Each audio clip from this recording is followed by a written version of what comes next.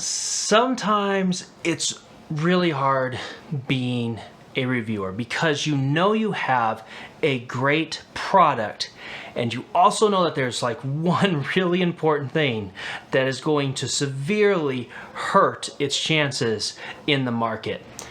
Let's take a look at what we've got to review today. Hey guys, Hardware Hound here, and today we're going to look at a product from Lexar. And in fact, what we have is a 500 gigabyte NVMe solid state drive, the NM610. So Lexar actually came to me, asked me, sent me an email, said, hey, would you like to look at this? We'd love to have a video. And I was like, well, definitely, absolutely. NVMe drives are awesome. I mean, they're faster, they don't use SATA power, they are very low profile, you can fit them right on a motherboard, they have no cables. There's so many advantages to NVMe that I just love it. Bro, Lexar is not providing like the fastest drive on the specs. You know, we've got some pretty moderate read and write speeds. We've got some pretty decent IOPS speeds. We're not doing bad there. When I went into my benchmarks and started doing some testing on some just real world stuff, you know, just using a timer on my phone and just saying, all right, let's load these games. Everything came out really even. Like, I was surprised. Like, there was definitely some variance, and the faster the drive, the more those load times would drop. But what surprised me was, in the games that I tested, and I only pulled a couple, but what surprised me was that my load times just varied very wildly. I'd get sometimes where it'd just be like, bam, and load right in, and I'd be like, wow, that was really fast.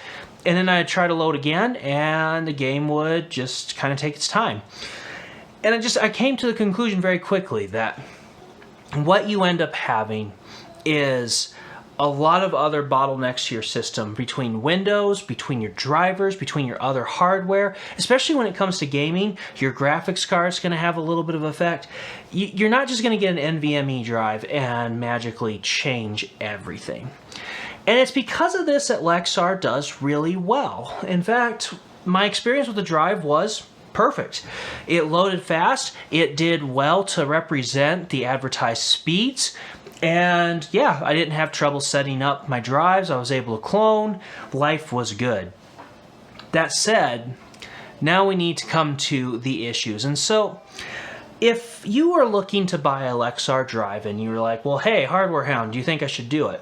I'd say, well, I mean, if you think if it's already a good deal and you know you know that you're going to buy this drive and you're just worried about it not being dependable or not working well, then yeah, don't worry about it. Drive's going to be a great drive. Go ahead and purchase it. However, there's a couple of very notable things that are going to hold Lexar back. Number one is the price.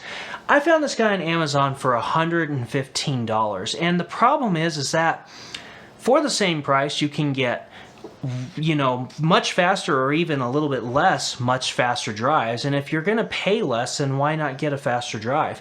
And then if you start getting things that are comparable, there is drives that are down to $70, $80 for 500 gigs that are NVMe. We're not talking like the SATA that just happened to go in the slot.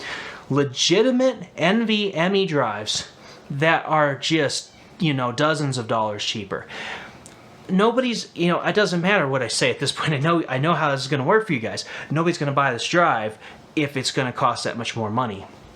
Another big issue that Lexar has is when I went to the website, I noticed that the software wasn't available to people in the US. And I was like, ugh, that's rough. And I don't blame Lexar for that. There's just a lot of stuff going on, so I don't even want to get into it.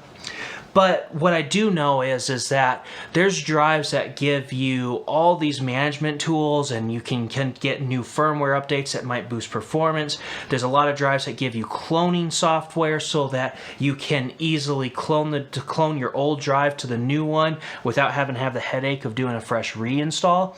And then there's drives that have things like aluminum or copper heat spreaders, where it's like, even though it's a label, it's a thin sheet of copper so that it kind of helps dissipate some of that heat.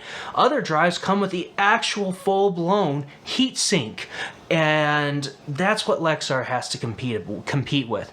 If you can pay the same amount of money but get that much extra feature, I understand. You're not going to go with the Lexar NM610. And that's the only thing that bums me out, guys. I wish I could say, oh man, this is a slam dunk, or it's a great price, or it's a great value, but Lexar just isn't in a good position competitively. And you don't even need me to tell you that. However, if you see this drive go on a fantastic sale, then sure, go for it. It will definitely be worth it. Also, something else that I picked up, this drive was very susceptible to heat. So without any extra heat sink on it, I did some game loads and noticed that, okay, I averaged out a little bit more on the higher side with Deus Ex. But then I went ahead and tested again with my Gigabyte heatsink on my X470 board. And even though I still got some, and one of the times that was a little bit higher, the average ended up lowering. So the heat shields, or even just like a little aftermarket heatsink, would definitely seem to benefit this drive, particularly if you're installing it in a gaming PC. So guys, I think that's about all I need to say for this drive. There's not a lot going on.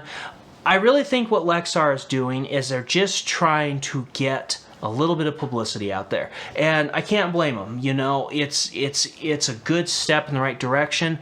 Hopefully things change in the future that will allow them to bring those prices down, because if they could just bring the prices down, then they would be a great option. The drive works phenomenally, but we've just got to have some stiffer competition.